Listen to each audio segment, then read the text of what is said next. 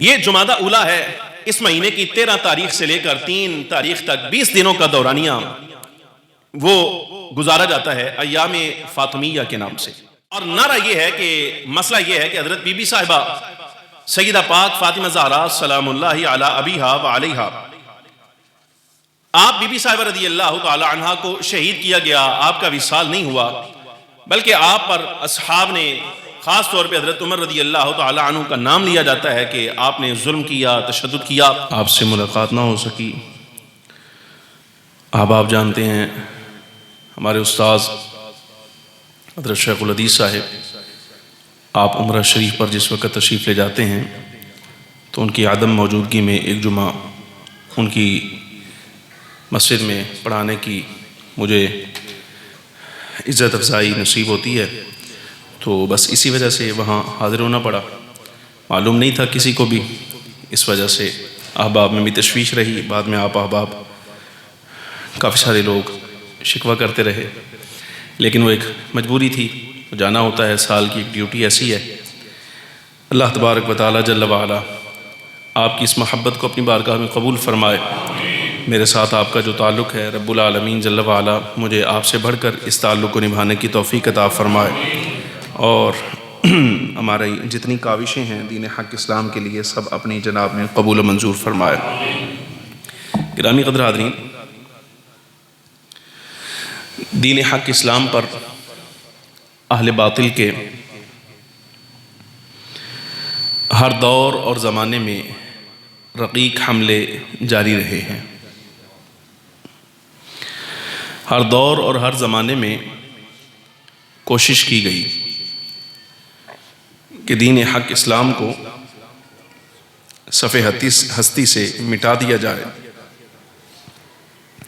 اور نام تک اس دین کا باقی نہ رہنے دیا جائے۔ کفر جس وقت حضور پر نور سید العالمین صلی اللہ علیہ وسلم کے ساتھ اور آپ کے اصحاب کے ساتھ میدان جہاد میں، تلوار کے میدان میں بازی لے جانے سے عاجز آیا، تو ازاں بعد انہوں نے دین حق اسلام پر ایسے حملے اور اعتراضات شروع کیے ہیں کہ کم از کم اگر اس دین کو صفحہ ہستی سے مٹایا نہیں جا سکتا تو اس کی حقانیت اور حقیقت کو لوگوں کے دلوں میں مشکوک بنا دیا جائے۔ ایک دور ایسا آیا کہ جس میں فلسفیوں نے نئی اصطلاحات بنا کر اللہ تبارک و تعالی جل وعلا کی وحدانیت پر بلکہ اس کی الوہیت پر بھی سوال اٹھائے، اور اس دور میں صانع حقیقی وجود باری تعالی جل وعلا کو لوگوں کے ذہنوں میں مشکوک بنایا جانے لگا، صرف فلسفے کی بنیاد پر۔ اللہ رب العالمین جل وعلا نے حضور پر نور سید العالمین صلی اللہ علیہ وبارک وسلم کی امت کے علماء کو اس زمانے میں یہ شرف اور عزت عطا فرمایا کہ انہوں نے اس باطل نظریے کا، یعنی فلسفیوں کے اس نظریے کا قلقمہ کیا۔ حجت الاسلام حضرت امام محمد ابن محمد غزالی رحمۃ اللہ علیہ نے تحافۃ الفلاسفہ لکھ کر یوں سمجھیے کہ فلسفے کی اصطلاحات کی بنیاد پر اللہ رب العالمین جل وعلا کے وحدہ لا شریک ہونے پر بلکہ خدا ہونے پر بھی جتنے اعتراضات تھے وہ سارے کے سارے جڑ سے اکھاڑ دیے، بلکہ ادھیڑ کے رکھ دیے۔ فتنہ دب گیا۔ حضرت غزالی رحمۃ اللہ علیہ کے دور میں ہی، یہ میں اب آپ کو تھوڑی تاریخ اسلام بتا رہا ہوں کہ کیسے کیسے حملے ہم پر ہوتے رہے ہیں۔ اچھا، امام غزالی کے ہی دور میں ایک اور فتنے نے سر اٹھایا، اس فتنے کا نام فتنہ باطنیہ تھا۔ باطنی ان کو کہنے کا اصل سبب یہ بنا کہ کلمہ یہی پڑھتے تھے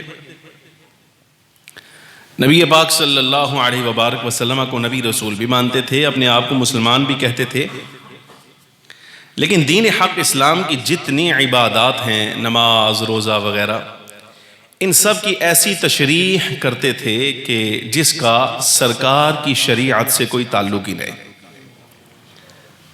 یہ آج کل کے آپ 2 نمبر کلندروں کو بھی دیکھتے ہیں، وہ بھی ایسی بات کرتے ہیں کہ نماز روزہ یہ دل کا ہوتا ہے، یہ جو یہ کام کر رہے ہیں یہ مولویوں کا کام ہوتا ہے، اس طرح کی باتیں۔ یعنی جمیع عبادات کو لوگوں کے ذہنوں میں مشکوک کیا گیا۔ تو اس مقام پر بھی امام غزالی رحمۃ اللہ علیہ اور آپ سمیت علماء نے اپنی تقاریر میں، تحاریر میں، بلکہ مجالس مناظرہ میں بھی مقابلہ کیا، فضائح باطنیہ لکھ کر اس فتنے کو بھی حضرت غزالی رحمۃ اللہ علیہ جیسے علماء کرام نے، خود امام غزالی نے اس کو بھی دبایا۔ ایسے ہی چلتے چلتے نظریہ تو بڑا پرانا تھا، لیکن 1.5 صدی قبل پہلے نصارہ کی جانب سے باقاعدہ ایک ٹیم ایسی تشکیل دی گئی جس کو اب ہماری زبان میں مستشرقین کہا جاتا ہے، یورپی مورخین ہے، کافر،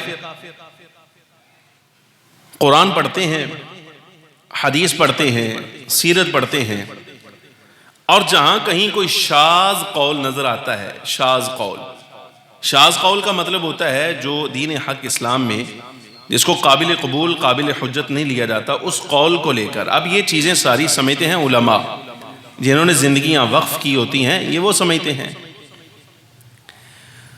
تو اقوال شاذہ کو لے کر وہ چیزیں ناقابل اعتبار ہیں، ناقابل حجت ہیں، انہیں لے کر یہی یورپی مورخین ایسے اعتراضات لوگوں کے ذہنوں میں ڈیلیور کرتے ہیں، آگے پہنچاتے ہیں۔ اب جڑ سے تو نہیں اکھاڑا جا سکتا، لیکن کم از کم اس دین کو مشکوک تو بنایا جائے، کچھ تو کیا جائے۔ تو یوں آپ سمجھیے کہ کام پرانا ہے، لیبل نیا ہے، کام پرانا ہے، نام نیا ہے۔ تو وہی چیزیں جو آج سے پہلے امام غزالی کے دور میں، بلکہ خود نبی پاک صلی اللہ علیہ وبارک وسلم کے دور میں یہ کام شروع ہوا۔ منافق اور کافر جس وقت حضور پر نور سید العالمین صلی اللہ علیہ وسلم کا مقابلہ، دین حق اسلام کا مقابلہ میدان میں نہیں کر سکے، آپ قرآن عزیز کو پڑھیے، ان کا پہلا حملہ حضور پر نور سید العالمین صلی اللہ علیہ وسلم کی عزت پر تھا۔ ان الذین جاؤوا بالافک عصبۃ منکم، قرآن عزیز نے اس کی تردید کی۔ جب الزام لگایا حضرت ام المؤمنین سیدہ عائشہ عفیفہ رضی اللہ عنہا پر کہ ان کا دامن پاک نہیں ہے، قرآن عزیز نے اس کی تردید کی۔ تو مطلب یہ ہوا کہ یہ جو دینی نظریات، عقائد تھے اور یہ فکر تھی دین حق اسلام کی، اس کو مشکوک بنانے کا سلسلہ شروع ہوا۔ اب یہ فلاسفہ تھے، باطنیہ تھے، مستشرقین تھے، علاوہ ازیں بہت سارے لوگ ان میں، اب ان کی آگے شاخیں بھی الگ الگ ہوئیں، مختلف۔ فلاسفہ کی آگے کئی شاخیں تھیں، باطنیوں کی کئی شاخیں تھیں، ایسے ہی یورپی مستشرقین، مورخین جتنے ہیں، ان کی آگے کئی شاخیں تھیں، نظریات تھے،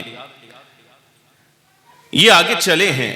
اور اس دور میں اب ایک نئے انداز سے وہ فتنے جو علماء کرام کی متواتر اور متوارث ضربوں کے ساتھ دب چکے تھے، اپنی موت آپ مر چکے تھے، انہیں ایک نئی زندگی کے ساتھ دوبارہ زندہ کیا گیا ہے۔ اب اس زمانے میں ہم جی رہے ہیں، یہ صرف آپ احباب کو آگاہ کرنے کے لیے، وہ جو فتنے اپنی موت آپ مر گئے تھے دین حق اسلام کی ضربوں کے ساتھ، چونکہ اللہ تبارک و تعالیٰ جل وعلا کا یہ وعدہ تھا کہ یہ اللہ کا نور ہے، یہ دین اللہ کا نور ہے، سرکار اللہ کا نور ہے، قرآن اللہ کا نور ہے۔ یہ جتنی تفسیریں قرآن عزیز کی اس آیہ مبارکہ کی ہو سکتی ہیں، جو اختصار کے پیش نظر میں پڑھ نہیں رہا، اللہ رب العالمین جل وعلا نے دین کو، سرکار کو، قرآن کو اپنا نور قرار دیا، اور ساتھ یہ جملہ ارشاد فرمایا، اس نور کو اپنے منہ کی پھونکوں سے بجھایا جا سکتا ہی نہیں، کچھ بھی ہو جائے۔ سمجھ آ رہی کہ نہیں آ رہی؟ لیکن اللہ رب العالمین جل وعلا نے ایسا انتظام ہر دور میں فرمایا ہے کہ یہ فتنے اٹھنے والے جتنے ہیں، یہ سارے کے سارے دب جائیں، مر جائیں۔ اپنی موت آپ مرے ہوئے دبے ہوئے فتنوں کو، مردوں کو اب نئے سرے سے نئی کھال کے ساتھ ہمارے سامنے پیش کیا گیا.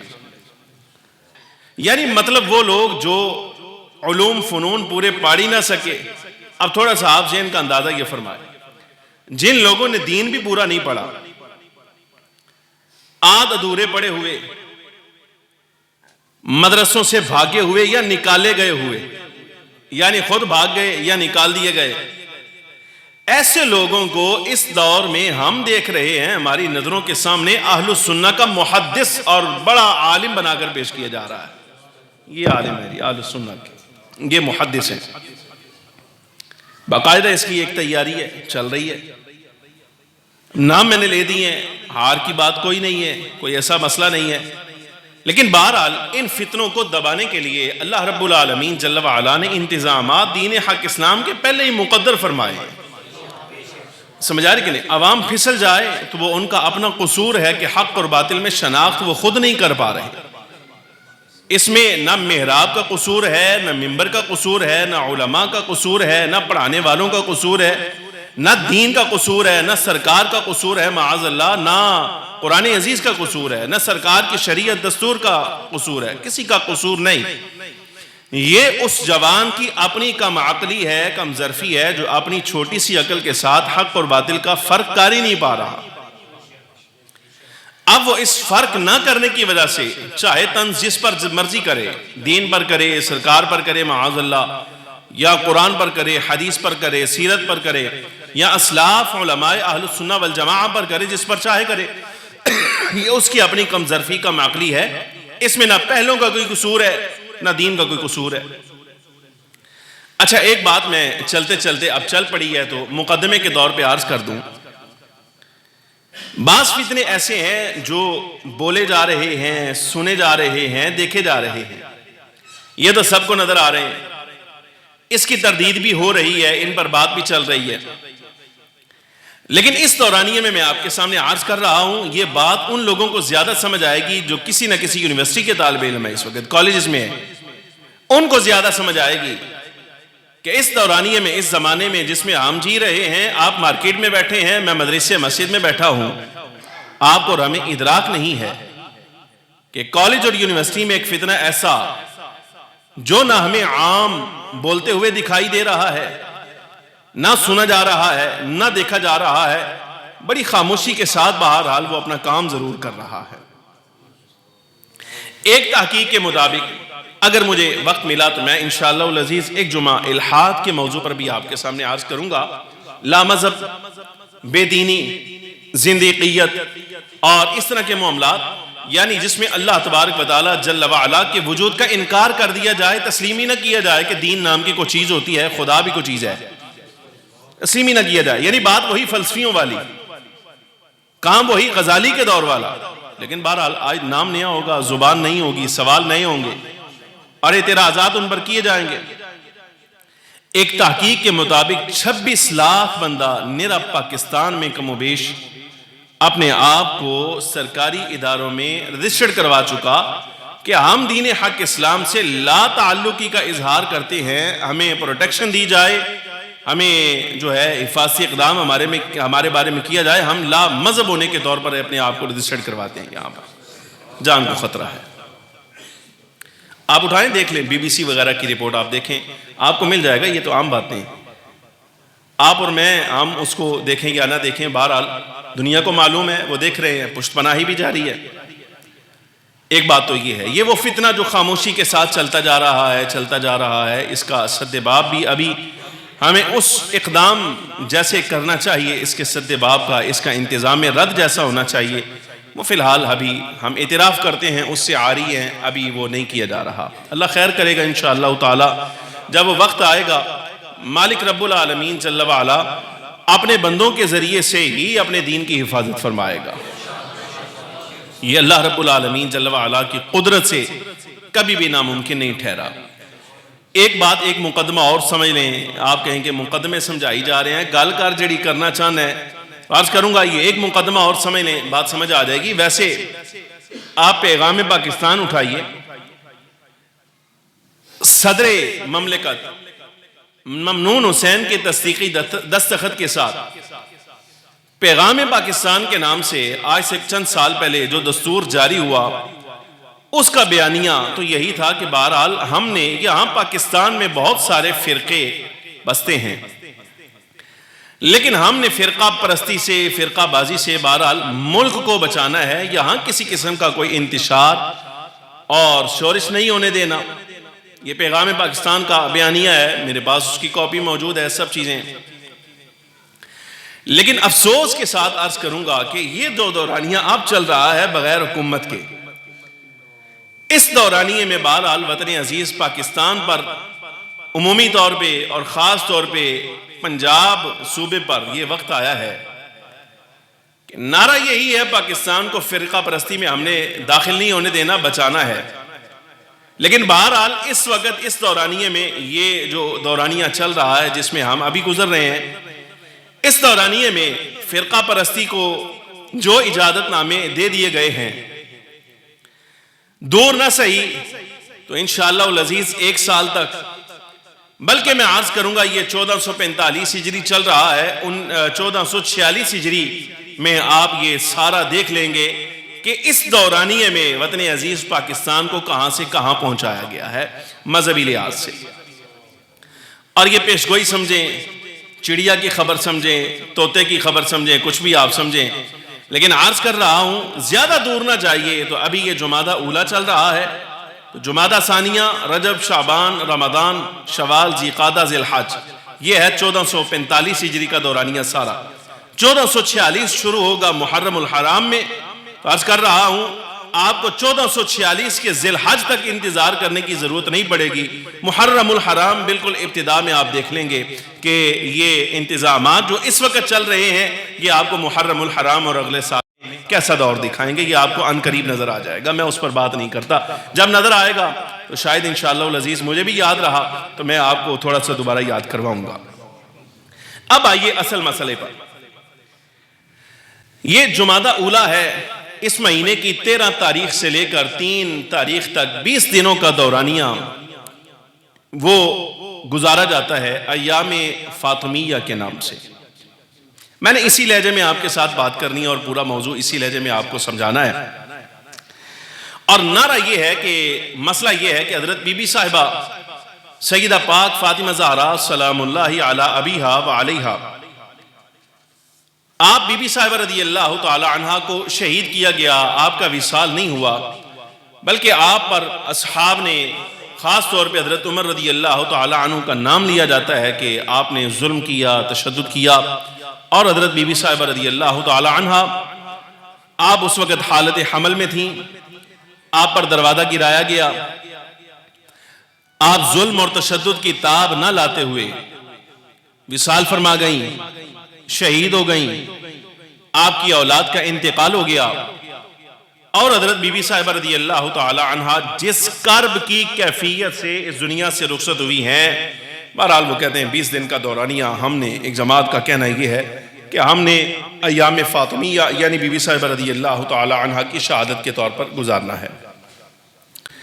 یہ موضوع آپ کے سامنے چلانے کی جو اصل وجہ پیش آئی ہے وہ عزیز محترم المقام بٹ صاحب کا مجھے پچھلے ہفتے میسیج آیا کہ یہ اسحاق جھالوی کا بیانیہ ہے، پہلے غیر مقلد تھا، اہل حدیث تھا، بعد میں وہ بھی کہنے لگا میرا تعلق ہی کوئی نہیں، میں نیرا مسلمان ہوں، بس یہ وہ ساری چیزیں، پھر اس نے یہ فتنے، اور بھی کئی انجینئر جیسے لوگ بھی ہیں اور جو مذہب پورا اس نظریے کا حامل ہے، پورا اس کے پشت پناہ کے طور پہ موجود ہے، ان میں آپ دیکھیں ان کے بڑے بڑے حجت قسم کے لوگ جو ہیں اسلام کے لیے وہ موجود ہیں، اس کا بیان دینے کے لیے ساری تفصیل ان کے ہاں موجود ہے۔ بہرحال ہمارے لوگ جس وقت ایسی ویڈیو سامنے آتی ہے تشویش کا شکار ہوتے ہیں، آج تک ہمیں تو یہی پڑھایا گیا، وہ فلانے مولوی صاحب آیت اللہ فرما رہے تھے کہ 40 کتابیں ہیں اہل سنت کی جس کے اندر حوالہ موجود ہے کہ بی بی صاحبہ پر ظلم کیا گیا ہے، اسحاق جھالوی بھی کہہ رہا ہے، انجینئر صاحب یہی فرما رہے ہیں۔ تو یہ ساری چیزیں عرض کرنے کا مقصد یہ ہے، یہ جو فتنہ اٹھایا گیا، ہمیں تو یہ بتایا گیا کہ بی بی صاحبہ کا وصال ہوا ہے، اور یہ بتا رہے ہیں 40 کتابیں خود اہل سنت کی بھری پڑی ہیں جس کے اندر یہ مضمون آیا کہ حضرت بی بی صاحبہ رضی اللہ تعالی عنہ آپ کو شہید کیا گیا۔ ایک بات شروع میں تمہیدن ہی سن لیں پھر اس کے بعد میں باقاعدہ آگے اس مسئلے کی وضاحت کرتا ہوں آپ کے سامنے۔ تحقیق اور تفتیش کے مطابق حضرت بی بی صاحبہ رضی اللہ تعالی عنہا پر ظلم کیے جانے کی سب سے پہلی روایت کرنے والا جو بندہ ہے اس کا نام ہے سلیم بن قیس۔ فریق مخالف کے مطابق سلیم بن قیس الہلالی، کتاب کا نام ہے اس کی الصحیفہ، بقول ان کے کہ نبی پاک صلی اللہ علیہ وبارک وسلم کی ہجرت سے 2 سال پہلے پیدا ہوا۔ اس نے حضرت مولا کائنات حضرات حسنین کریمین کے ساتھ وقت گزارا۔ بی بی صاحبہ پر، آپ سمیت دیگر تمام اہل بیت پر جو ظلم اور جو کچھ ان کے ساتھ رویہ اختیار کیا گیا، جو ستم ہوئے ان کے ساتھ، جو تشدد ہوا، مولا کائنات کے ساتھ ہوا، بی بی صاحبہ کے ساتھ ہوا، یہ سارا اس نے اپنی آنکھوں سے دیکھا۔ مرنے سے پہلے الصحیفہ کے اندر یہ سارا کچھ لکھ کر اس نے ابان بن ابی عیاش کے حوالے کیا۔ خود مر گیا، روح پوش ہو گیا، وغیرہ وغیرہ، کچھ پتہ نہیں کہاں گیا، کہاں نہیں گیا، یہ پتہ نہیں چل سکا۔ یہ ہے پوری روایت۔ موبائل بند کریں۔ گزارش ہے اب مسئلے کی وضاحت میں آئیے۔ نیرا اس روایت پر میں 2 چیزیں گزارش کرنا چاہتا ہوں۔ ہماری اپنی کتابوں میں بھی تحقیق کے مطابق اور فریق دوم جن کا اپنا یہ مذہب ہے، پورا نظریہ ہے، ان کی بھی ایک تحقیق کے مطابق سلیم بن قیس نام کا بندہ پیدا ہی نہیں ہوا، اس کی حیثیت ہی کوئی نہیں۔ گزارش یہ ہے، پہلی بات یہ گزارش یہ ہے، جس نام کا بندہ علم کے میدان میں پیدا ہی نہیں ہوا، جس نام کا بندہ علم کے میدان میں ابھی پیدا ہی نہیں ہوا، اس کا حوالہ دے کر یہ بات کہنا کہ بی بی صاحبہ پر ظلم کیا گیا، یہ بی بی صاحبہ کی عزت خراب کرنے کے مترادف ہے۔ سمجھ آ رہی کہ نہیں آ رہی؟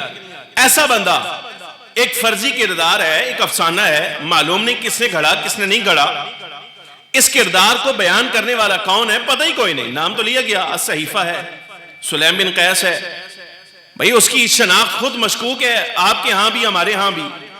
گزارش یہ ہے کہ مشکوک شناخت والا بندہ، آپ نے اس کا سہارا لے کر یہ پورا نظریہ کھڑا کر دیا کہ بی بی صاحبہ پر ظلم ہوا، ظلم کرنے والے تھے صدیق اور فاروق۔ آپ نے اسلام کے 2 بڑے بندوں کا نام لے کر ان کی عزت خراب کی۔ بلکہ میں یہ کہوں گا اگر آپ کے پاس عقل موجود ہے تو تھوڑی سی استعمال کریں، آپ نے اس واقعے کی بنیاد پر صدیق اور فاروق کی عزت کو خراب نہیں کیا، مولا کائنات کی عزت اور بنو ہاشم کی عزت کو خراب کیا۔ سوال تو اصل یہ ہے، بھئی بی بی صاحبہ پر ظلم ہوا تو مولا کائنات کدھر گئے؟ بی بی صاحبہ پر ظلم ہوا تو بنو ہاشم کدھر گئے؟ بی بی صاحبہ پر دروازہ گرایا گیا تو جناب والا بنو ہاشم کے ساتھ محبت کرنے والے، اہل بیت کے ساتھ محبت کرنے والے، وہ کدھر گئے سارے؟ اس کا مطلب یہ ہوا آپ نے صدیق اور فاروق کی عزت کو خراب نہیں کیا، مولا کائنات کی عزت کو داغدار کیا، آپ نے بنو ہاشم کی عزت کو خراب کیا۔ یہ پہلی بات ہے تمہیداً۔ اور دوسری گزارش یہ کہ آپ نے کہا کہ یہ صحیفہ، یہ کتاب جو سلیم نے لکھی، سلیم نے آگے ابان بن ابی عیاش کے حوالے کی، تو ابن ابی عیاش کو آپ اٹھائیے، کتابوں میں پڑھیے، تحقیق کے میدان میں آئیے، آپ اپنی کتابیں لے آئیے، ہم بھی رکھ لیتے ہیں۔ کیا یہ بندہ قابل اعتبار ہے؟ چلو وہ اس کا تو پتہ ہی نہیں نہ چلا، وہ زندہ بھی تھا، ہے بھی تھا کہ نہیں۔ ابان بن ابی عیاش کے بارے میں اتنا تو پتہ ہے کہ بندہ ہے، موجود ہے، پیدا بھی ہوا ہے، کب پیدا ہوا ہے، کب مرا ہے، یہ سارا کچھ پتہ ہے۔ تو تحقیق کے میدان میں آئیے، کیا یہ بندہ اس قابل ہے کہ اس سے بات کو لیا جائے؟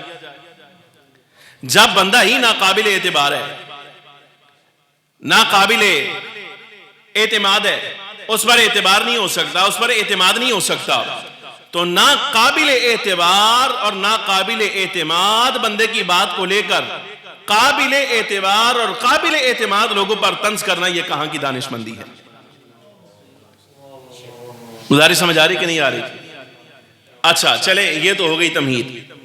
میں آپ کو بی بی صاحبہ رضی اللہ تعالیٰ عنہ کے وصال کا وہ واقعہ جو خود اہل السنہ والجماعہ کے ہاں ہے وہ میں پیش کر دیتا ہوں، تاکہ یہ بات نہ رہے کوئی کہے نا کہ جناب آپ بتائیے پھر اہل السنہ کے ہاں حضرت بی بی صاحبہ رضی اللہ تعالیٰ عنہ کا وصال کیسے ہوا۔ روایت لے لیجئے، امام ابن اسیر الجزری اس کے راوی ہیں۔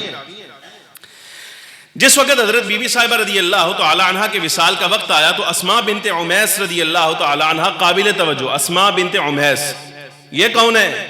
وہ تحقیق کرنے پر پتہ چلا جو صدیق اکبر کی ہی بیوی ہے. توجہ، ابن اسیر الجزری اور تمام کتب کے مطابق بی بی صاحبہ رضی اللہ تعالی عنہ جب بیمار ہوئی ہیں تو آپ کی تیمارداری کرنے والی جو خادمہ خدمت کرنے والی وہاں موجود ہے اس کا نام ہے اسماء بنت ابی عمیس. اسماء بنت عمیس. اور اسماء بنت عمیس کے بارے میں یہ اتفاق ہے جب وہ بی بی صاحبہ کی خدمت کر رہی ہے صدیق کے نکاح میں ہے اس وقت. یہ قابل اعتبار حقائق ہے. ظاہر سمجھ آ رہی کہ نہیں آ رہی؟ یہ کیسی عجیب بات ہے، جس بندے پر آپ نے یہ الزام دیا کہ اس نے ظلماً شہید کیا ہے، اسی کی بیوی حضرت بی بی صاحبہ رضی اللہ تعالیٰ عنہ کی تیمارداری کر رہی ہے. نہ وہ خود اپنی بیوی کو روک رہا ہے، نہ مولا کائنات رضی اللہ تعالیٰ نے روک رہے ہیں، نہ خود بی بی صاحبہ روک رہی ہیں.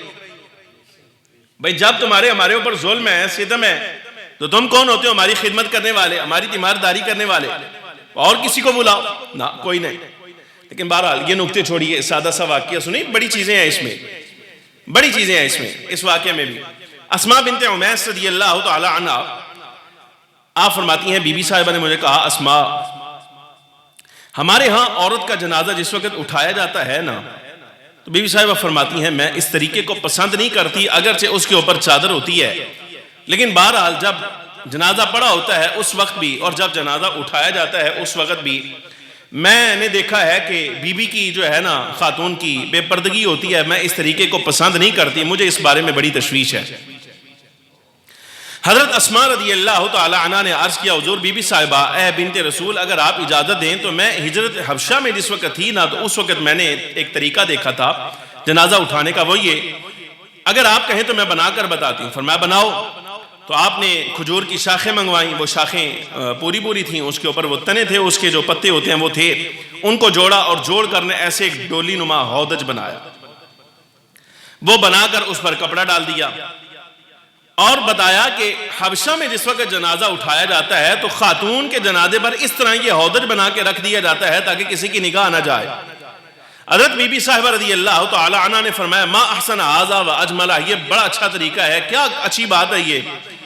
تو فرمایا کہ جب میرا وصال ہو جائے تو اے اسماء تو اور علی دونوں مل کر مجھے غسل دینا رضی اللہ تعالی عنہما. اور یہ خیال کرنا، پوری بات یہ خیال کرنا کہ میرے وصال کے بعد میرے پر کسی کو آنے نہ دینا، میری زیارت کے لیے کسی کو نہ آنے دینا. بی بی صاحبہ کا وصال ہوا. ابن اسیر فرماتے ہیں حضرت بی بی سیدہ عائشہ صدیقہ رضی اللہ تعالی عنہ آپ آئیں. حضرت اسماء رضی اللہ تعالی عنہ والدہ حضرت صدیق اکبر کی بیوی، انہوں نے روک دیا، کہا کہ آپ کو میں حضرت بنت رسول کی زیارت نہیں کرنے دینے کی اجازت دیتی، روک دیا. حضرت سیدہ عائشہ صدیقہ کو بڑا غصہ آیا، آپ نے جا کر شکایت لگائی اپنے والد گرامی حضرت صدیق اکبر سے. بی بی صاحبہ حضرت عائشہ صدیقہ کی بھی تو دو حیثیتیں ہیں نا، ایک طرف اگر وہ صدیق کی بیٹی ہے تو سرکار کی اہلیہ بھی تو ہے نا، حضور کی زوجہ ہے، ام المومنین ہے. سمجھ آ رہی کہ نہیں آ رہی؟ تو اسماء بنت عمیس کی جہاں بیٹی لگتی ہے وہاں سرکار کی اہلیہ زوجہ ہونے کے ناطے، ام المومنین ہونے کے ناطے بھی تو ایک گناہ حق ہے نا ماں باپ. تو آپ نے جا کر حضرت صدیق اکبر سے کہا یہ خثامیہ، یہ خثامی قبیلے کی خاتون اسماء بنت عمیس نے مجھے بنت رسول کی زیارت سے روک دیا ہے، اس کو بلا کر پوچھئے اس نے ایسا کیوں کیا ہے. تو حضرت صدیق اکبر رضی اللہ تعالی عنہ خود آئے، بلایا نہیں، خود آئے دروازے پر رکے. فرمایا اسماء تمہیں کس چیز نے مجبور کیا کہ تم رسول اللہ کی ازواج کو رسول اللہ کی بیٹی کی زیارت نہ کرنے دو؟ تمہیں کس نے روکا؟ اور یہ تم نے ہودج کیوں بنا رکھا ہے؟ تو حضرت سیدہ اسماء بنت عمیس رضی اللہ تعالی عنہ عرض کرنے لگیں دراصل چونکہ بی بی صاحبہ رضی اللہ تعالی عنہ کا حکم یہی تھا، میں نے ان کا حکم پورا کیا ہے، اور یہ جو ہودج بنایا ہے یہ بھی میں نے ان کی اجازت سے، ان کے حکم سے بنایا ہے. لہذا چونکہ بی بی صاحبہ کا حکم تھا کہ میرے وصال کے بعد کسی کو میری زیارت کا موقع نہ دیا جائے، اجازت نہ دی جائے، میں نے ان کا حکم پورا کیا ہے. حضرت صدیق کے یہ لفظ ریکارڈ پر موجود ہے. آپ نے فرمایا اسماء بنت رسول کا جو حکم ہے عین حرف بحرف اس کو تم نے پورا کرنا ہے، چونکہ وہ فرما کے گئی ہیں کسی کو زیارت نہیں کرنے دینی، لہذا تمہیں حکم ہے تم نے کسی کو زیارت نہیں کرنے دینی، باقی کسی کو داخل نہ ہونے دینا. اچھا یہ سارا واقعہ یہ مکمل ہوا. ابن اسیر الجزری ایک روایت اور لائے ہیں، یہ تو ہے کہ جس میں فرما دیا تھا کہ اسماء تم اور مولا کائنات رضی اللہ عنہما یہ مجھے غسل دیں۔ ایک روایت یہ ابن اسیر الجزری ایک روایت اور لائے ہیں جس کی طرف انہوں نے اشارہ کیا، لیکن میں مجمع الزوائد سے لفظ بلفظ وہ عبارت آپ کے سامنے پڑھ دیتا ہوں۔ یہ ہے اہل سنت کی کتابوں سے حضرت بی بی صاحبہ کا وصال۔ اگرچہ اس حدیث کی سند پر کچھ کلام ہے، لیکن بہرحال مضمون ثابت ہے، اس کے شواہد میرے ذہن میں موجود ہیں، وہ کبھی موقع رہا تو میں عرض کروں گا۔ حضرت ام المؤمنین سیدہ ام سلمہ رضی اللہ تعالی عنہ اس کی راویہ ہے۔ آپ فرماتی ہیں حضرت بنت رسول سیدہ بی بی صاحبہ رضی اللہ تعالی عنہ جب آپ بیمار ہوئیں تو میں بیمارداری پر تھی، میں آپ کی خدمت کر رہی تھی، تو ایک دن ایسا آیا کہ جس میں نے آپ کو دیکھا کہ آپ کی طبیعت ول ہے، آپ ٹھیک ہیں، اس وقت حالت اچھی ہے۔ یہ ایسا ہوتا ہے کہ عمومی طور پہ جو بندہ بہت زیادہ بیمار ہو اور جس کا آخری وقت بھی آ گیا ہو نا، تو اس کی زندگی کا جو آخری دن یا آخری لمحہ ہوتا ہے نا، وہ بڑا سکون سے گزرتا ہے۔ کہنے والے کہتے ہیں یار انہوں نے ٹھیک سی۔ یہ قدرت الہیہ، یہ اللہ تبارک و تعالیٰ کا نظام ہے۔ حضرت بی بی صاحبہ رضی اللہ تعالی عنہ آپ کی طبیعت کچھ ٹھیک ہوئی۔ حضرت سیدہ ام المؤمنین ام سلمہ فرماتی ہیں کہ مولا کائنات رضی اللہ تعالیٰ عنہ اپنے کسی کام سے باہر تشریف لے گئے۔ آپ نے مجھے فرمایا اے اماں، یا اماں، اے اماں میرے غسل کے لیے پانی تو رکھو ذرا۔ آپ فرماتی ہیں میں نے غسل کے لیے پانی رکھا۔ بی بی صاحبہ اٹھیں اور جس طرح غسل کرنے کا حق ہوتا ہے آپ نے ایسے غسل فرمایا۔ پھر اس کے بعد فرمایا اے اماں مجھے میرے لباس میں سے جو نیا کپڑا ہو وہ نیا کپڑا مجھے دیا جائے۔ آپ نے وہ لباس پہنا، میں نے دیا، آپ نے پہن لیا۔ پھر اس کے بعد بی بی صاحبہ نے حضرت ام المؤمنین سیدہ ام سلمہ سے کہا اے ام سلمہ گھر کے بالکل درمیان میں، میرے کمرے کے درمیان میں میرا بستر لگاؤ۔ آپ فرماتی میں نے بستر لگا دیا، آپ لیٹ گئیں۔ روایت کے لفظ ہیں وَاسْتَقْبَلَتِ الْقِبْلَةِ، آپ نے چہرہ قبلہ رو کیا، یعنی ٹانگ ادھر ہو گئی اور سر مبارک ادھر ہو گیا، چہرہ مبارک اس طرف قبلہ رو ہو گیا، اور یوں وَجَعَلَتْ يَدَهَا تَحْتَ خَدِيخَا، آپ نے اپنا دست مبارک جو ہے وہ اپنے رخسار کے نیچے رکھا۔ ثم قالت، پھر فرمایا یا اماں، اے اماں انی مقبودۃ الآن، میں اب وصال کرنے لگی ہوں، میں اب وصال کرنے لگی ہوں، لیکن یہ یاد رکھنا میں نے غسل کر لیا ہے، لہٰذا میرے اوپر کسی کو آنے نہ دینا، کسی کو میری بے پردگی نہ کرنا، کسی کے لیے میرا چہرہ نہ کھولنا۔ تو آپ فرماتی ہیں اسی وقت حضرت بی بی صاحبہ رضی اللہ تعالیٰ عنہ کا وصال ہوا۔ مولا کائنات اپنی حاجت پوری کر کے اپنے کام سے واپس آئے جس وقت، تو میں نے آپ کو خبر دی ساری کہ بی بی صاحبہ وصال کر گئیں۔ یہ ہے اہل سنہ کے ہاں۔ ٹھیک ہو گیا جی، میں اس کے شواہد پیش نہیں کرتا، اختصار میرے پیچھے نظر ہے، جو بات میں کرنا چاہتا ہوں یہ تھا اہل سنہ کا موقف۔ اب وہ حضرات جو بی بی صاحبہ رضی اللہ تعالی عنہ کے بارے میں یہ بات کرتے ہیں کہ آپ کا وصال ہوا، میرے کچھ عوارض ہیں اس واقعہ کے سقم میں، یعنی یہ واقعہ بیمار ہے۔ یہ جو کہا نا کہ بی بی صاحبہ آپ کو شہید کیا گیا، اس واقعہ میں سقم ہے، یہ واقعہ بیمار ہے، اس کا علاج جناب آپ کے ذمہ ہے، وہ آپ نے کرنا ہے۔ جو دعوے دار ہیں نا کہ بی بی صاحبہ شہید کی گئی ہیں، بیماریاں میں ذکر کر رہا ہوں اس واقعے کی، جناب دور آپ نے کرنی ہے، یہ سارے آپ کے ذمہ ہیں، آپ اس کے جواب دیں ہیں۔ جب تک آپ جواب نہیں دیتے بری و ذمہ کوئی نہیں ہوگا، بری و ذمہ نہیں ہوگا بندہ۔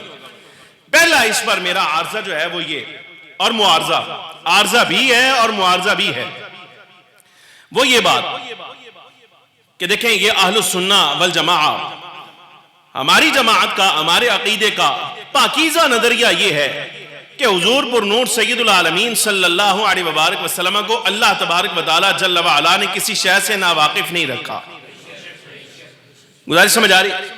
حتیٰ کہ کس بندے نے کہاں کیسے انتقال کرنا ہے سرکار نے وہ بھی ارشاد فرمایا۔ کتب حدیث میں بے شمار روایات موجود ہیں، آپ دور نہ جائیں، صدیق اکبر کو دیکھ لیں، میں بیان کر چکا، حضرت فاروق اعظم کو دیکھ لیں، حضرت عثمان کو دیکھ لیں، چلو یار اور قریب آ جاؤ، مولا کائنات کو دیکھ لیں۔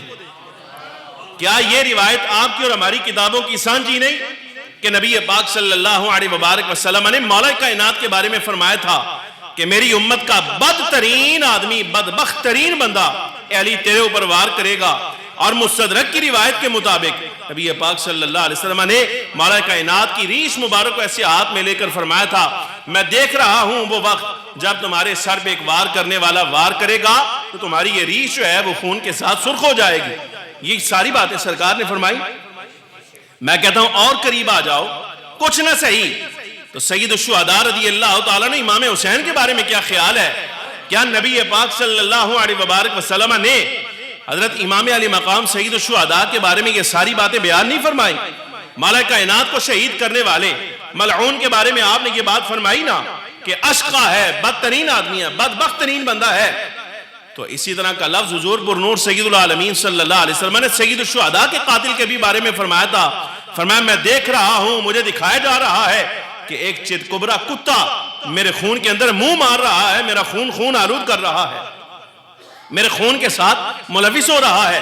یہ لفظ حضرت سید الشہداء رضی اللہ تعالیٰ کے بارے میں سرکار نے فرمائے ہیں. اچھا اب آپ یہ دیکھیے ازواج مطہرات کے بارے میں بھی فرمایا. صرف اتنا عارضہ اور معارضہ میرا ہے، گزارش یہ ہے کہ خود بی بی صاحبہ رضی اللہ تعالی عنہ کے بھی وصال سے پہلے سرکار دو عالم صلی اللہ علیہ وسلم نے بی بی صاحبہ کے بارے میں یہ فرمایا تھا نا. بخاری کی معتبر، بخاری جیسی معتبر کتابوں کے اندر بھی یہ روایت موجود، کان ساتھ لگایا تو ارشاد فرمایا تھا کہ میری آل بیت میں سے سب سے پہلے اے فاطمہ آپ میرے ساتھ آپ ملیں گی، سب سے پہلے آپ کا وصال ہوگا. گزارش صرف اتنی ہے کہ امام الانبیاء صلی اللہ علیہ وبارک وسلم اگر سید الشہداء امام حسین پر آنے والے مظالم کو بیان فرمائے، سرکار کے لیے کوئی رکاوٹ نہیں، تو بی بی صاحبہ رضی اللہ تعالی عنہ پر اگر ظلم ہونے والا تھا تو حضور کو روکنے والا کون تھا؟ حضور نے کیوں نہیں بیان فرمایا؟ پہلی بات تو یہاں آئیے آپ، گزارش سمجھ آ رہی کہ نہیں آ رہی؟ یہ ہمارا عقیدہ ہے. مالک کائنات رضی اللہ تعالیٰ عنہ کے بارے میں فرمایا کہ مالک کائنات کو شہید کرنے والا بندہ ایسا ہوگا. سرکار کے بارے میں کوئی رکاوٹ نہیں، مالک کائنات کے بارے میں سرکار کو کوئی رکاوٹ نہیں. تو بی بی صاحبہ رضی اللہ تعالی عنہ کے لیے سرکار کی کون سی رکاوٹ موجود تھی کہ حضور نے بیان نہ فرمایا؟ سمجھ آ رہی کہ نہیں؟ یہ جواب ہے ان کے ذمہ، وہ دیں اس بات کو ثابت کریں. یہ پہلا عرضہ. دوسرا میرا اس بارے میں یہ ہے کہ آپ کا دعویٰ ہے کہ بی بی صاحبہ رضی اللہ تعالی عنہ شہید ہیں. گزارش سمجھ آ رہی کہ نہیں آ رہی؟ آپ کا یہ دعویٰ ہے کہ بی بی صاحبہ رضی اللہ تعالی عنہ کو شہید کیا گیا. الاستبصار اٹھائیے. یہ فریق مخالف کی بڑی پیار محبت کے ساتھ گفتگو چل رہی ہے، بڑی پیار کے ساتھ. یہ فریق مخالف کی معتبر ترین کتاب ہے، اصول اربعہ میں سے ہے الاستبصار. الاستبصار میں آپ کا اور ہمارا مسئلہ بھی یہی سانجا ہے کہ جو بندہ شہید کر دیا جائے اس کا غسل نہیں ہوتا. توجہ ہے، اس کا غسل نہیں ہوتا. جو بندہ شہید کر دیا جائے اس کا غسل نہیں ہوتا. حضرت امام جعفر صادق رضی اللہ تعالیٰ عنہ سے الاستبصار کی 756 نمبر روایت آپ اٹھائیے جلد اول کی، اور وہاں پہ یہ مسئلہ لکھا ہے. آپ سے پوچھا گیا کہ امام شہید کے بارے میں کیا حکم، کیا اس کو اسی کے کپڑوں میں یعنی خون آلود کپڑوں میں دفن کیا جائے گا؟ فرمایا ہاں. نعم ہاں. فرمایا اس کو اسی کپڑے میں دفن کیا جائے گا جس میں وہ شہید ہوا ہے، بدمائہ، اور اپنے خون کے ساتھ ہی دفن کیا جائے گا. یہ سانجا مسئلہ ہے. گزارش میری صرف اتنی ہے، جب آپ کا یہ دعویٰ ہے کہ بی بی صاحبہ رضی اللہ تعالی عنہ شہید کی گئی ہیں اور آپ کا ہمارا سانجا مسئلہ یہی ہے کہ شہید کا غسل نہیں ہوتا، حضرت امام جعفر صادق رضی اللہ تعالیٰ عنہ بھی یہی فرما رہے ہیں کہ غسل نہیں ہوتا، تو اصول کافی کی ایک روایت کا جواب دے دیجئے. یہ پوچھا گیا ہے، مفضل نے پوچھا ہے حضرت سیدنا امام محمد الباقر رضی اللہ تعالی عنہ سے. اس کا سوال یہ تھا، اس نے کہا کہ ذرا یہ ارشاد فرمائیے. حضرت سیدنا امام جعفر صادق سے مفضل نے یہ مسئلہ پوچھا، من غسل فاطمہ، یہ امام ذرا ارشاد فرمائیے بی بی صاحبہ کو غسل کس نے دیا تھا؟ تو حضرت سیدنا امام جعفر صادق نے آگے سے یہ تو نہیں فرمایا کہ اے مفضل، کیا تجھے معلوم نہیں کہ ہماری دادی صاحبہ کو شہید کیا گیا، ان کا غسل نہیں بنتا؟ آپ نے یہ جواب نہیں دیا، بلکہ فرمایا ذاک امیر المومنین، حضرت بی بی صاحبہ رضی اللہ عنہ کو غسل مولا کائنات نے خود دیا تھا. سمجھ آ رہی کہ نہیں؟ غسل خود دیا. یہ اصول کافی کی روایت ہے ان کی اپنی معتبر کتاب کی، جس کو یہ اصح الکتب بعد کتاب اللہ، شاید ہو سکتا ہے قبل کتاب اللہ بھی کہہ لے، ان کو کون روک سکتا ہے؟ ان کی اپنے مذہب کی کتاب ہے. لیکن عرض ہے یہ مذہب اپنے کی معتبر کتاب میں مسئلہ موجود ہے کہ بی بی صاحبہ رضی اللہ تعالی عنہ کو غسل دیا گیا. اور سائل کہتا ہے کہ جب میرے دل میں یہ رنجش آئی کہ مولا کائنات رضی اللہ تعالی عنہ خود غسل دیا، حالانکہ شرع کا مسئلہ یہ ہے کہ جو بیوی ہے اس کو شوہر غسل نہیں دے سکتا. جب میرے دل میں خیال آیا تو حضرت امام جعفر صادق مجھے فرمانے لگے، لگتا ہے کاکی میری جان آپ پر قربان ہو، تو آپ نے امام جعفر صادق نے فرمایا دل تنگ نہ کر، کیا تجھے معلوم نہیں کہ حضرت بی بی صاحبہ رضی اللہ تعالی عنہا صدیقہ تھیں، اور صدیقہ کو غسل صرف صدیق دیکھ سکتا ہے، اس لیے مولا کائنات نے غسل دیا۔ سوال تو میرا صرف اتنا ہے کہ جب بی بی صاحبہ شہید ہیں ان کا غسل بنتا ہی نہیں، کیا یہ بہتر نہیں تھا کہ حضرت مولا کائنات رضی اللہ تعالی عنہ انہی کپڑوں میں جن میں آپ پہ ظلم کیا گیا، آپ کی اولاد ضائع ہو گئی، انتقال کر گئی، آپ خون آلود ہیں، اگر بی بی صاحبہ رضی اللہ تعالی عنہ کو آپ کے خون سمیت تدفین کر دی جاتی، مولا کائنات ایسے فرماتے، اور قیامت کے دن بی بی صاحبہ اپنی انہی خون آلود کپڑوں کے ساتھ رب تعالیٰ جل وعلا کی بارگاہ میں صدیق فاروق کی شکایت کرتی، اور باقی لوگوں کی بھی جنہوں نے یہ کام کیا تھا، کیا یہ بہتر نہیں تھا؟ سوال میرا سمجھ آیا کہ نہیں؟ یہ میرا عارضہ ہے، یہ معارضہ ہے میرا، اس کا جواب نہیں۔ آپ کے واقعہ میں سکم ہے، آپ نے کہا شہید ہیں، جب شہید ہیں تو شہید کا غسل نہیں ہوتا، اگر شہید کا غسل نہیں ہوتا تو پھر بی بی صاحبہ رضی اللہ تعالی عنہا کو غسل کیسے دیا گیا؟ بات صرف اتنی ہے کہ اگر بی بی صاحبہ رضی اللہ تعالی عنہا شہیدہ ہیں تو ان کا غسل بنتا نہیں تھا، اور اگر بی بی صاحبہ کو مولا کائنات نے غسل دیا ہے تو پھر جواب یہ بنتا ہے کہ بی بی صاحبہ شہید ہوئی نہیں ہے۔ گزارش سمجھ آئی کہ نہیں آئی؟ پھر آپ شہید ہوئی نہیں، یہ دوسرا معارضہ۔ چلیں ایک اور سن لیجئے، یہ وہ ادلہ ہیں جو بندہ ناچیز نے سن 2016 میں ایک مسئلے کے جواب میں قائم فرمائے تھے۔ یہ ابھی 5 مقدمات اور باقی ہیں میرے اس مسئلہ پر، ایک مقدمہ آپ کو سنا دیتا ہوں۔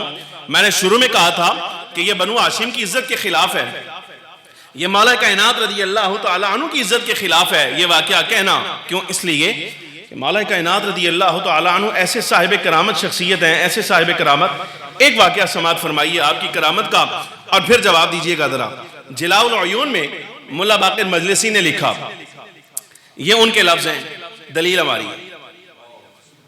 گزارش سمجھ آ رہی کہ نہیں ہے؟ لفظ ان کے ہیں، دلیل ہماری ہے، لہذا اب جو انداز ہوگا، جو ایکسنٹ ہوگا بات کرنے کا، جو لہجہ ہوگا، وہ میرا نہیں ہے، وہ جلاء العیون کا ہے۔ میرا کام صرف نقل کرنا ہے، ہاں استدلال جب کرنا ہے وہ میرے لفظ ہیں۔ گزارش کی ہے اس مسئلہ میں، ان کا کہنا یہ ہے جلاء العیون کے مطابق حضرت صدیق رضی اللہ تعالیٰ عنہ خلیفہ بنے، حالانکہ خلیفہ ہونے کا حق تھا مولا کائنات کا۔ ان کا کہنا ہے، ان کا موقف ہے کہ مولا کائنات خلیفہ ہونے چاہیے تھے، لیکن حضرت صدیق رضی اللہ تعالیٰ عنہ جب خلیفہ بن گئے تو آپ نے حضرت مولا کائنات نے حضرت صدیق اکبر سے پوچھا، کہا کہ اے صدیق کیا تمہیں یاد نہیں کہ رسول خدا صلی اللہ علیہ وبارک وسلم نے حکم دیا تھا تمہیں کہ علی کی اطاعت کرنا؟ حضرت صدیق اکبر نے فرمایا جی مجھے یاد کوئی نہیں، جلاء العیون، مجھے یاد کوئی نہیں۔ حضرت مولا کائنات رضی اللہ تعالیٰ نے فرمایا اچھا چلو یاد کوئی نہیں تو کوئی بات نہیں، حضور کا وصال ہو چکا ہے، وصال ہو چکا ہے، اس بات کو ذہن میں رکھیں۔ فرمایا چلو بات کوئی نہیں، ایک ہے بات، وہ یہ کہ اگر اب سرکار حکم دیں تو مان لو گے؟ اب حضور حکم دیں تو مان لو گے؟ فرمایا ہاں میں مان لوں گا۔ فرمایا چلو آؤ مسجد قباء چلتے ہیں۔ جلاء العیون کی عبارت کے مطابق مولا کائنات نے حضرت صدیق اکبر کو ساتھ لیا، اور ساتھ لے جا کر جس وقت آپ مسجد قباء میں داخل ہوئے تو دیکھا سرکار دو عالم صلی اللہ علیہ وسلم اپنے وصال کے بعد مسجد قباء شریف میں کھڑے ہیں، نماز پڑھ رہے ہیں۔ نماز پڑھ کے حضور فارغ ہوئے تو مولا کائنات آگے جا کر فرماتے ہیں کہ یا رسول اللہ، صدیق کو انکار ہے کہ آپ نے انہیں میری اطاعت کا حکم دیا تھا، حضور آپ فرمائیے ذرا۔ تو بقول جلاء العیون کے مولا کائنات رضی اللہ تعالیٰ عنہ کے اتنے کہنے پر حضور نے ارشاد فرمایا صدیق کیا تمہیں یاد نہیں میں نے تمہیں اطاعت کا حکم دیا تھا؟ جی مجھے نہیں یاد۔ واقعی دو عالم صلی اللہ علیہ وبارک وسلم نے ارشاد فرمایا میں تمہیں مقرر حکم دیتا ہوں علی مرتضیٰ کی تم اطاعت کرو، فرما برداری کرو۔ تو لفظ یہ ہے کہ خائف و ترساں ہو کر حضرت صدیق اکبر رضی اللہ تعالیٰ نے سرکار سے کیا ٹھیک ہے یا رسول اللہ میں ان کی اطاعت کروں گا۔ میرا استدلال صرف اتنا سا ہے، بڑا ماڑا جا بندہ میں اتنی گزارش کروں گا۔ مولا کائنات کی خلافت کا مسئلہ ہے تو مولا کائنات رضی اللہ تعالیٰ عنہ صدیق اکبر رضی اللہ عنہ کے خلاف اتنے آپ جری ہیں، اتنے بہادر ہیں اور صاحب کرامت ہیں کہ نبی پاک صلی اللہ علیہ وبارک وسلم کو بعد وصال بھی مسجد قباء میں حاضر کر لیا۔ گزارش سمجھ آ رہی کہ نہیں آ رہی؟ بعد وصال بھی نبی پاک صلی اللہ علیہ وسلم کو مسجد قباء حاضر کر لیا۔ صرف اتنی گزارش، میرا سوال صرف اتنا ہے، اگر خلافت کے لیے نبی پاک صلی اللہ علیہ وبارک وسلم کو صدیق کے سامنے کیا جا سکتا ہے تو فاطمہ زہرا رضی اللہ تعالی عنہا کی حفاظت کے لیے سرکار کو سامنے نہیں کیا جا سکتا تھا؟ سمجھ آ رہی کہ نہیں؟ یہ 4 مقدمے میرے اجے باقی نے، لیکن پھر کبھی صحیح خلاصہ کلام یہ ہے، صرف اتنی بات دیکھیں، ان کا نظریہ ان کے ساتھ رہا، وہ جو چاہے رکھیں، وہ اپنے نظریے کے خود جواب دیں ہیں، ہم اپنے نظریے کے جواب دیں۔ گزارش سمجھ آ رہی کہ نہیں آ رہی؟ 3 مقدمے پہلے پیش کر دیے، یہ 4تھا مقدمہ پیش کیا ہے، 4 ابھی باقی ہیں، لیکن گزارش صرف اتنی ہے، صرف خلاصہ کلام کے طور پہ اتنی بات میں آج کروں گا۔ اہل السنہ والجماعہ کے نزدیک نبی پاک صلی اللہ علیہ وبارک وسلم کی اہل بیت اطہار، جب ہم نے اطہار کہہ دیا ان کو، جب ہم نے اطہار کہہ دیا ہے، تو پھر ان کے اطہار ہونے کا تقاضا یہ ہے، بخدا ہماری زبان سے ان کی شان کے خلاف کبھی کوئی بات نکل ہی نہیں سکتی۔ سمجھ آ رہی کہ نہیں آ رہی؟ تو اگر یہ واقعہ تسلیم کیا جائے کہ بی بی صاحبہ رضی اللہ تعالیٰ عنہ کو ظلماً شہید کیا گیا ہے، تو گزارش یہ ہے، یہ بات مولا کائنات رضی اللہ تعالیٰ عنہ کی شان کے خلاف، آپ کی شان کرامت کے خلاف، آپ کی شان حمیت کے خلاف، آپ کی شان شجاعت کے خلاف، آپ کی قوت اور حیدری للکار کے خلاف۔ اور ایک سوال میں اور چھوڑے جا رہا ہوں، وہ صرف اتنا، اگر مولا کائنات رضی اللہ تعالیٰ عنہ، اگر صدیق نے، فاروق نے بی بی صاحبہ کو شہید کیا تھا، صرف اتنا سوال ہے بڑا ماڑا جا عاجزانہ، وہ یہ کہ حضرت مولا کائنات کو یہ حق بنتا تھا پھر کہ اگر حضرت عمر رضی اللہ عنہ دروازہ گرا کر بی بی صاحبہ کو شہید کیا ہے، تو کیا مولا کائنات کا یہ حق تھا کہ وہ فاطمہ زہرا رضی اللہ تعالی عنہ سیدہ صاحبہ بی بی صاحبہ کی ہی صلبی بیٹی حضرت سیدہ ام کلثوم کا رشتہ حضرت عمر فاروق رضی اللہ تعالیٰ عنہ کو دے دیتے؟ سمجھ آ رہی کہ نہیں آ رہی؟ آپ اندازہ فرمائیں، یہ متعین بات ہے، طے شدہ بات ہے، یہ ان کی کتابوں میں موجود، ہماری کتابوں میں مسئلہ موجود ہے کہ حضرت سیدہ ام کلثوم جو بیٹی ہیں بی بی صاحبہ کی اور مولا کائنات کی، ان کا نکاح خود حضرت علی رضی اللہ تعالیٰ عنہ نے، حضرت عقل کیسے مانتی ہے؟ اچھا ایک بات اور ہے، وہ یہ کہ اپنی بیٹی کا نکاح حضرت عمر رضی اللہ تعالیٰ عنہ کے ساتھ کر دیا ہے، اور جو صدیق کی متوفی عنہا زوجہا تھی، یعنی جب صدیق اکبر وصال کر گئے اسماء بنت امیس، تو حضرت سیدنا صدیق اکبر کی اسی اہلیہ کے ساتھ حضرت مولا کائنات نے خود نکاح کر لیا ہے۔ یہ رشتہ داریاں جو آپس میں چل رہی ہیں، کیا یہ اس بات کی متقاضی ہیں کہ حضرت صدیق فاروق نے ظلماً شہید کیا تھا؟ اگر ظلماً شہید کیا تو صدیق کی اہلیہ کے ساتھ خود نکاح کر لیا اور اپنی بیٹی کا نکاح حضرت عمر کے ساتھ کر دیا، کیا اس سے یہ ثابت ہوتا ہے کہ حضرت عمر اور صدیق رضی اللہ تعالیٰ عنہما نے حضرت بی بی صاحبہ پر ظلم کیے تھے؟ سمجھ آ رہی کہ نہیں؟ لہذا پاکیزہ نظریہ یہی ہے جو میں نے آپ کے سامنے بی بی صاحبہ رضی اللہ تعالیٰ عنہ کے وصال کے حوالے سے بیان کر دیا۔ دعا فرماؤ اللہ رب العالمین جل وعلا ہمیں عقیدہ نظریہ سمجھنے کی توفیق عطا فرمائے، دین حق اسلام پر استقامت کے ساتھ موت نصیب فرمائے۔ وآخر دعوایا ان الحمد للہ۔